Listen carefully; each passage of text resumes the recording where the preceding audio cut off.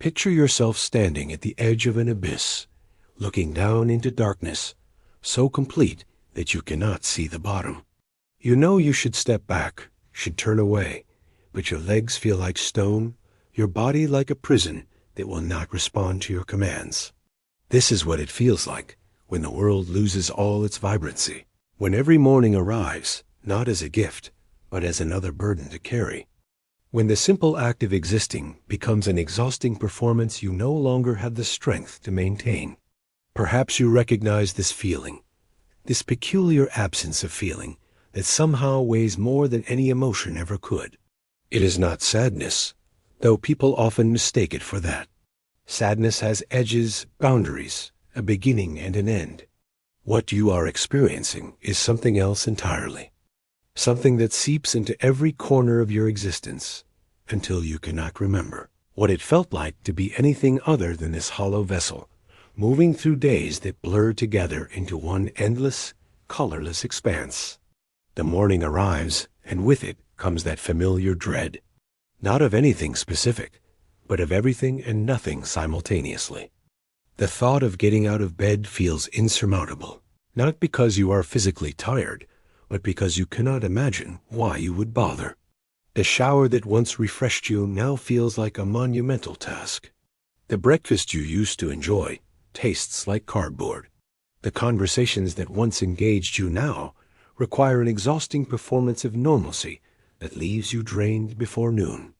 You watch other people moving through their lives with what appears to be ease, laughing at jokes that no longer reach you, excited about plans that sound like torture to your depleted spirit. They talk about their goals, their dreams, their minor frustrations, and you nod along while inside you wonder how they summon the energy to care about any of it.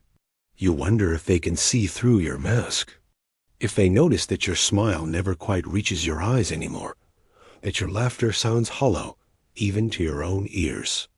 The activities that once brought you joy now feel like obligations. Music that used to move you plays in the background unnoticed. Books sit unread because focusing on words requires more concentration than you can muster.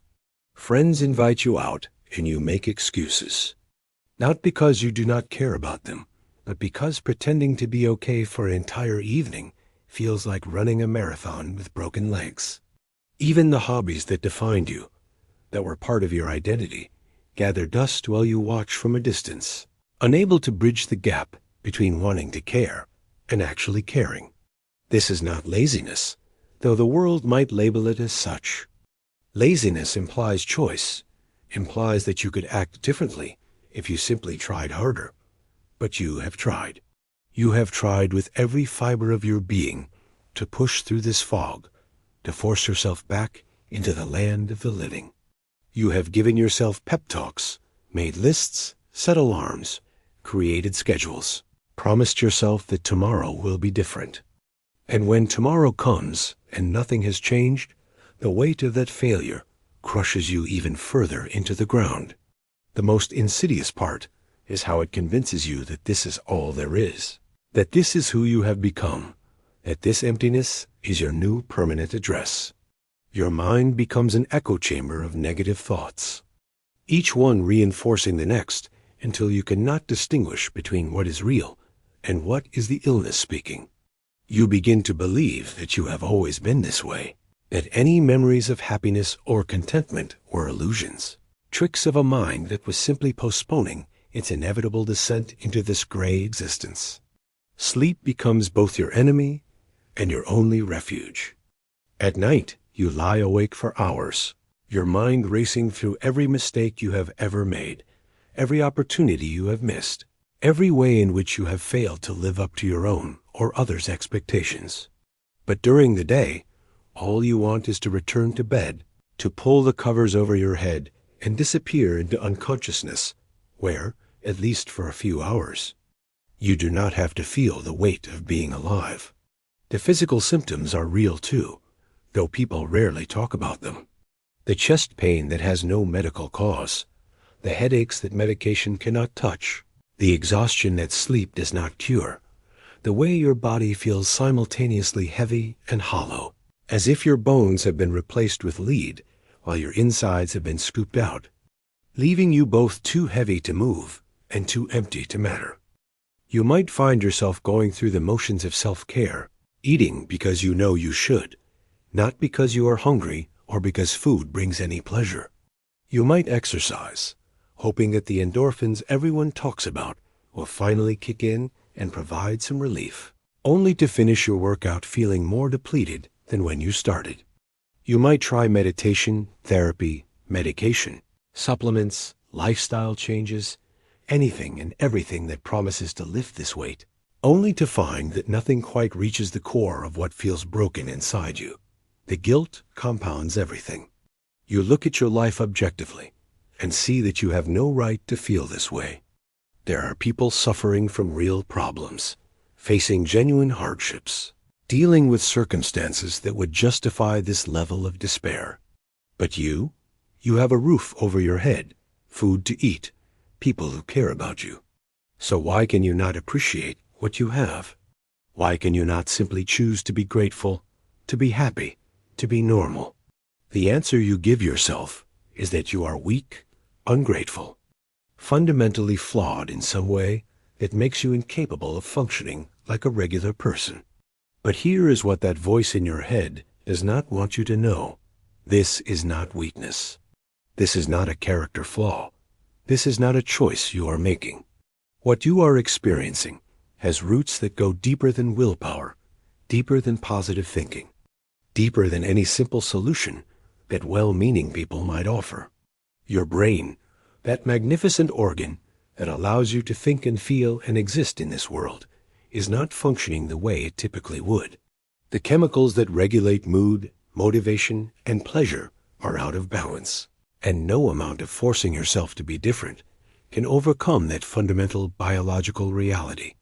Think about it this way. If you had diabetes, would you blame yourself for not producing enough insulin? If you had a broken leg, would you feel guilty for not being able to run? Yet when the organ in question is your brain, suddenly it becomes a moral failing, a lack of character, a personal shortcoming that you should be able to overcome through sheer determination. This double standard is not only unfair, but actively harmful, adding layers of shame and self-blame to an already overwhelming situation. The modern world has created conditions that make this experience increasingly common, though that probably provides little comfort when you are in the midst of it.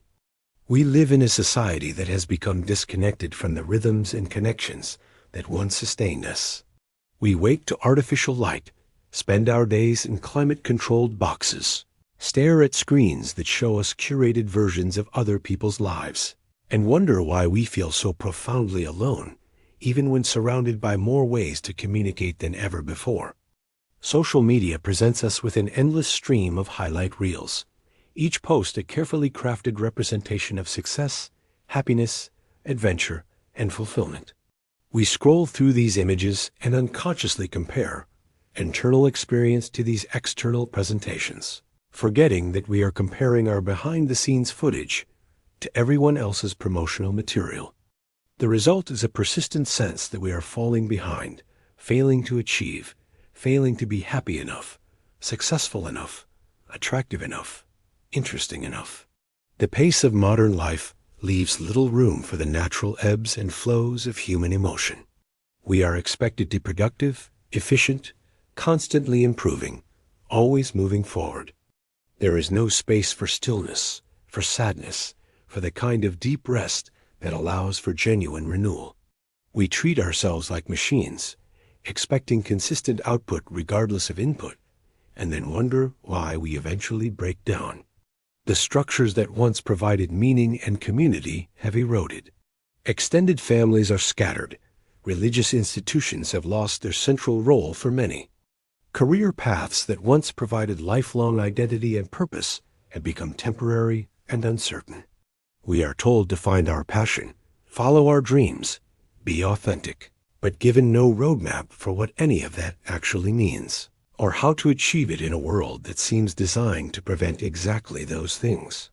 Work has become increasingly demanding, while simultaneously feeling increasingly meaningless. Many people spend their days performing tasks that feel disconnected from any larger purpose, creating value for shareholders they will never meet, solving problems that do not feel important, exhausting themselves in service of goals that are not their own. The promise that hard work leads to security and fulfillment rings hollow when wages stagnate while costs rise. When job security becomes a relic of the past, when the ladder everyone is supposed to climb seems to lead nowhere worth going. Relationships, too, have become complicated in ways that previous generations did not face. The paradox of choice means that we are always wondering if we have settled, if someone better is just a swipe away. The ability to maintain connections through technology means that we never fully separate from past relationships, never fully process endings, never fully commit to beginnings. We have hundreds of friends online, but no one to call when we are falling apart at 3 a.m. Even our relationship with ourselves has become fraught. We are constantly told to improve ourselves, optimize ourselves, become the best version of ourselves. Self-care has been commodified into face masks and bubble baths rather than the deep, sometimes difficult work of genuinely attending to our needs. We are supposed to love ourselves, but also constantly strive to be different, better, more. The cognitive dissonance of simultaneously accepting and changing ourselves creates a tension that is impossible to resolve. But perhaps most perniciously, we have pathologized the natural human responses to these unnatural conditions. Feeling overwhelmed by the pace of modern life becomes anxiety disorder. Feeling disconnected from meaningless work becomes depression. The reasonable response to an unreasonable world is labeled as illness, and we are told that the solution is to adjust ourselves rather than question the conditions that created the problem in the first place. This is not to say that mental health struggles are not real or that they do not require treatment. They absolutely are, and they absolutely do. But it is important to recognize that what you are experiencing is not happening in a vacuum. You are not failing to adapt to a normal, healthy environment. You are having a normal response to an environment that is in many ways antithetical to human thriving. Understanding this context does not immediately solve the problem, but it can begin to lift some of the self-blame that compounds the suffering. You are not weak for struggling in a system that seems designed to create struggle. You are not broken for feeling broken by breaking circumstances. You are not alone in feeling alone in a world that has forgotten how to foster genuine connection. But understanding the problem is only the first step. The question remains, what do you do when you find yourself in this state? How do you begin to climb out of the pit when you can barely remember what the surface looks like? How do you rediscover meaning when everything feels meaningless? How do you reconnect when disconnection has become your default state? The answer is not simple, and it is not the same for everyone. There is no one-size-fits-all solution, no magic pill or perfect therapy or life change that will instantly restore you to wholeness.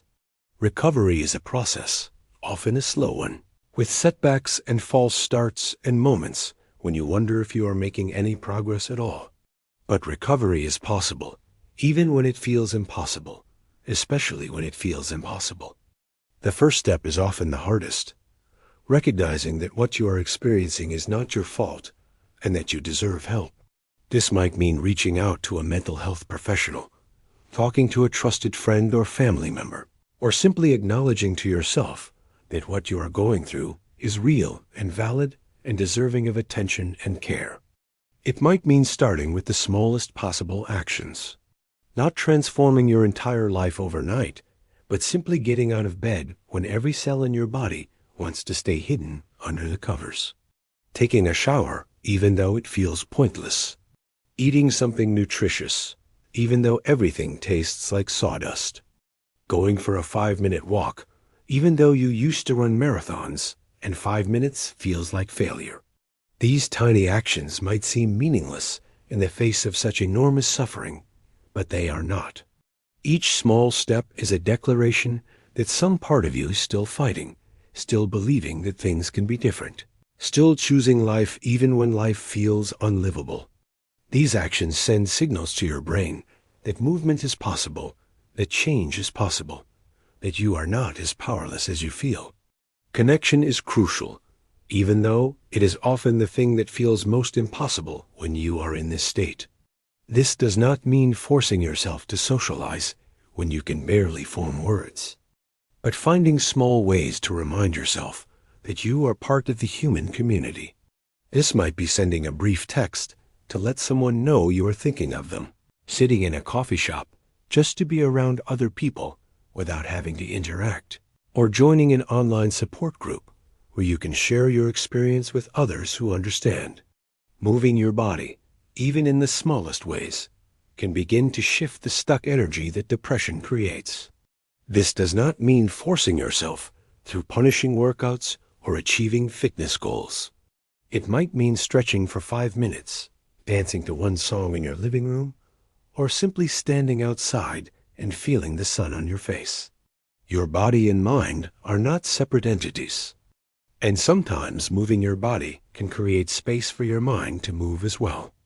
Creating something, anything, can help reconnect you to a sense of purpose and agency. This does not mean producing masterpieces or monetizing hobbies or being productive in any traditional sense. It might mean doodling in a notebook, arranging flowers in a vase, cooking a simple meal, or writing 3 sentences about how you are feeling. The act of creation, however small, reminds you that you can impact the world around you, that you can bring something into being that did not exist before. Most importantly, be patient with yourself. Recovery is not linear. You will have good days and bad days, sometimes good hours and bad hours, sometimes good minutes and bad minutes. Progress might be so slow that you do not notice it happening, until one day you realize that something that felt impossible a month ago now feels merely difficult. That is victory. That is healing. That is your life force reasserting itself, despite everything that has tried to extinguish it. Remember that seeking professional help is not admission of failure, but an act of courage. Therapists, counselors, psychiatrists, and other mental health professionals have tools and perspectives that can help when your own resources are depleted. Medication, when appropriate, is not cheating or taking the easy way out. It is addressing the biological component of what you are experiencing, giving your brain the chemical support it needs to function more typically. The path forward is not about returning to who you were before this experience. That person no longer exists, and trying to recreate them is an exercise in frustration. Instead, the path is about discovering who you are now, who you can become, what meaning you can create from this experience of meaninglessness. Many people who have walked through this darkness report that, while they would not wish it on anyone, the journey ultimately led them to a deeper understanding of themselves and what truly matters to them. This is not toxic positivity or suggesting that suffering is somehow good for you. It is simply acknowledging that humans have a remarkable capacity to transform pain into wisdom, struggle into strength, breakdown into breakthrough. Not because suffering is inherently valuable, but because you are inherently valuable, and that value does not diminish just because you cannot feel it right now. You are not your depression. You are the awareness that observes the depression. You are the part of you that, despite everything, is still reading these words, still searching for answers, still believing on some level that things can be different. That part of you, however small it might feel right now, is your true self, and it is waiting patiently for the clouds to clear so it can remember what the sun feels like. The world needs people who have walked through darkness and survived, people who understand suffering from the inside, people who can hold space for others in pain because they know what that pain feels like. Your experience, as horrible as it is creating a capacity for empathy and understanding that cannot be developed any other way. This does not make the suffering worth it, but it does mean that it does not have to be meaningless. If you are reading this and recognizing yourself in these words, know that you are not alone, even though loneliness might be all you can feel right now. Millions of people around the world are fighting this same fight, questioning whether they have the strength to continue, wondering if things will ever get better. And many of them, more than you might imagine, do find their way back to something resembling wholeness.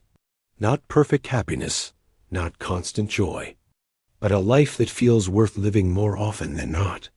Take the next breath, then the one after that, then the one after that. That is all you need to do right now. The rest will come in time.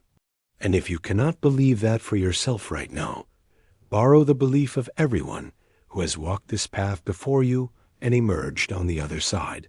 Use their faith until you can find your own again. This is not the end of your story. It might be a chapter you wish you could skip, but it is not the final page. There are still words to be written, experiences to be had, connections to be made, meanings to be discovered. Hold on. Help exists. Hope exists. Healing exists. Even when you cannot see them, even when you cannot feel them, even when you cannot believe in them. They are waiting for you just beyond the edge of what feels possible right now.